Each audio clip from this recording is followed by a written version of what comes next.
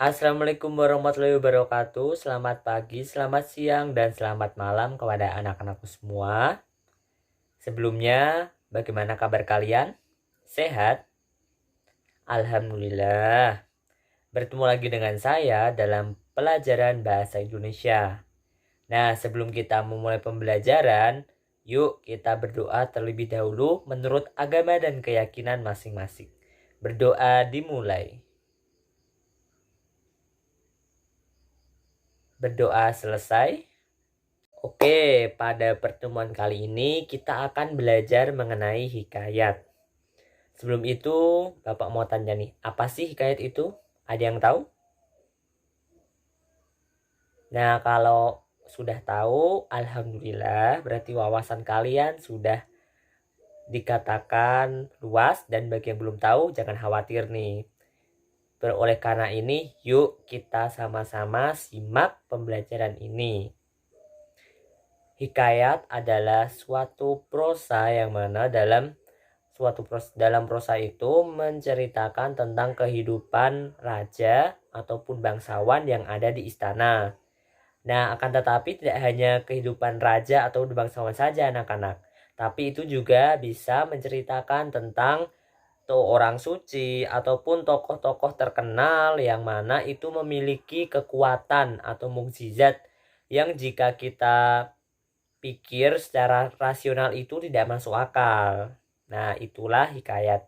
Kuncinya dalam hikayat itu yaitu menceritakan tentang kerajaan ataupun penghuninya yang mana mereka memiliki mukjizat di luar akal. Seperti itu.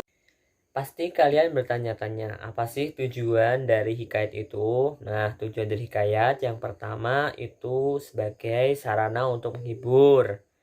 Seperti yang kita ketahui bahwa dalam buku fiksi itu tujuan utamanya yaitu sebagai sarana untuk menghibur.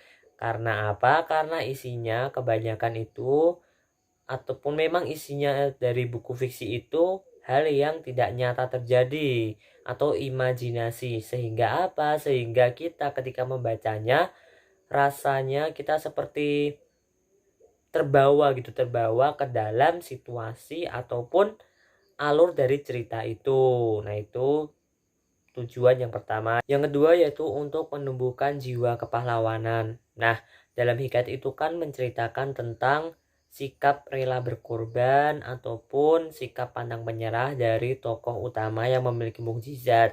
Nah, harapannya apa? Harapannya yaitu untuk pembaca itu diharapkan mampu memiliki rasa rela berkorban, sikap pahlawan dalam menghadapi suatu masalah ataupun kalau dalam teks atau dalam peristiwa itu mengatasi musuh. Nah, seperti itu. Untuk contoh hikayat yaitu yang pertama ada Abu Nawas, kemudian ada Hang Tuah, kemudian ada Indra Bangsawan. Setelah kalian belajar mengenai pengertian hikayat, sekarang kita akan belajar mengenai karakteristik dari hikayat. Nah, tentu dalam sebuah karya ataupun sebuah teks itu memiliki karakteristiknya masing-masing, tak terkecuali hikayat itu sendiri. Nah, untuk karakteristik yang pertama yaitu adalah kemustahilan. Jelas mengapa itu termasuk karakteristik dari hikayat. Seperti yang kita ketahui bahwa hikayat merupakan salah satu contoh teks fiksi yang mana dalam isi ceritanya itu tidak nyata terjadi atau hanya rekaan saja. Kemudian ciri yang kedua yaitu kesaktian. Seperti yang sudah dijelaskan dalam pengertian tadi, hikayat itu menceritakan tentang kesaktian ataupun mukjizat yang terjadi di lingkungan sekitar istana. Kemudian untuk yang ketiga itu anonim atau tidak diketahui waktunya secara jelas. Nah, itu bisa dilihat dari teks yang ada di hikayat. Biasanya kan dalam hikayat itu diawali dengan pada zaman dahulu atau pada suatu kala. Nah, itu kan kita tidak mengetahui waktu secara jelasnya dari peristiwa itu gitu. Jadi kita istilahnya waktu yang diberikan ataupun tempo waktu yang ada itu tidak dapat diketahui secara jelas. Nah, kemudian untuk yang keempat itu istana sentris atau hanya seputar wilayah kerajaan saja atau seputar istana saja. Untuk karakteristik selanjutnya yaitu penyampaian secara lisan. Nah, seperti yang kita ketahui bahwa hikayat itu merupakan contoh buku fiksi ataupun contoh teks fiksi yang mana itu dalam penyebarannya itu hanya disebarkan lewat lisan saja. Tujuannya apa ya? Karena tujuannya untuk menghibur itu tadi, jadi lebih disampaikan secara lisan. Kemudian untuk karakteristik selanjutnya itu tradisional.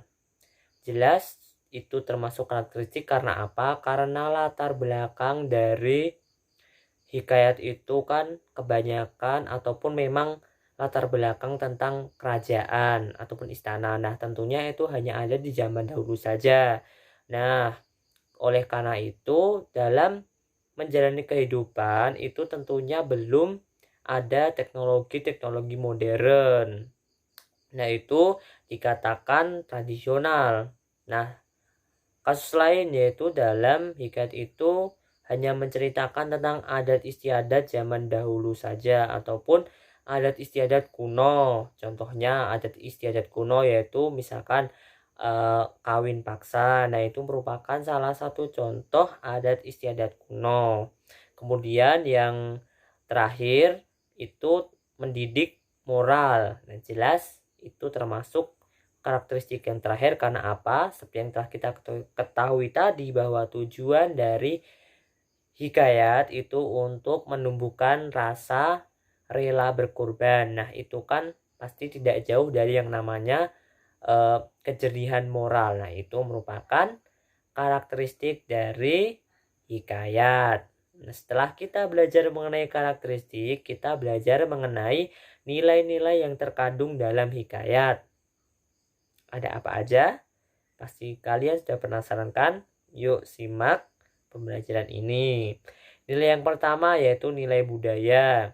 Jelas bisa kalian ketahui bahwa nilai budaya itu isinya tentang budaya-budaya yang ada dalam latar belakang ataupun peristiwa dari suatu cerita yang ada di hikayat itu. Nah, itu merupakan nilai budaya.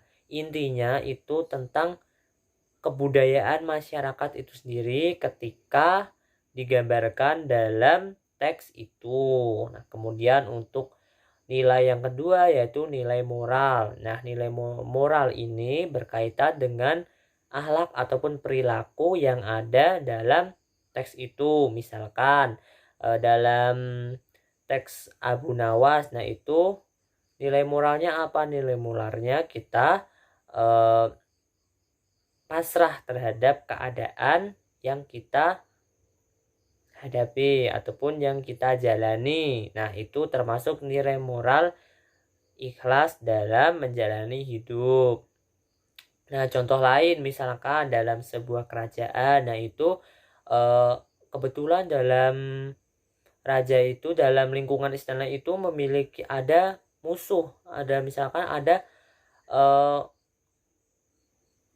musuh perang ataupun orang yang memusuhi raja yang berkuasa kala itu. Nah, kemudian itu datang seseorang bangsawan ataupun pendekar yang mana itu melawan musuh itu untuk apa? Supaya kerajaan itu masih terjaga kedamaiannya ataupun membasmi penyusup ataupun pengganggu. Nah, itu merupakan salah satu contoh nilai moral. Moral apa? Moral rela berkorban atau moral jiwa pahlawan. Nah, kepahlawanan itu. Nah, kemudian untuk nilai selanjutnya itu ada agama. Nah, agama di sini ya nilai-nilai religi yang terdapat dalam hikayat itu. Nah, contohnya misalkan nih kalau dalam zaman dahulu kan tentu adat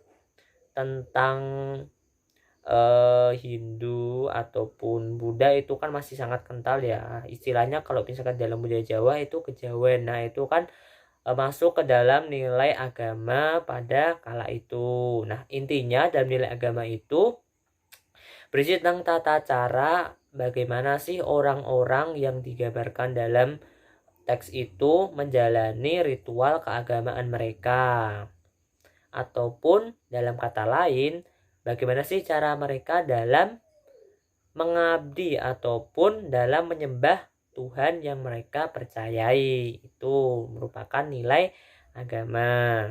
Kemudian yang selanjutnya itu nilai pendidikan. Nah, jelas banget nilai pendidikan ini intinya yaitu tentang sesuatu perbuatan yang mendidik ataupun bisa merubah kita menjadi lebih baik, ataupun ilmu yang kita dapatkan dari setelah kita membaca teks itu. Nah, kemudian nilai selanjutnya itu nilai estetika atau keindahan.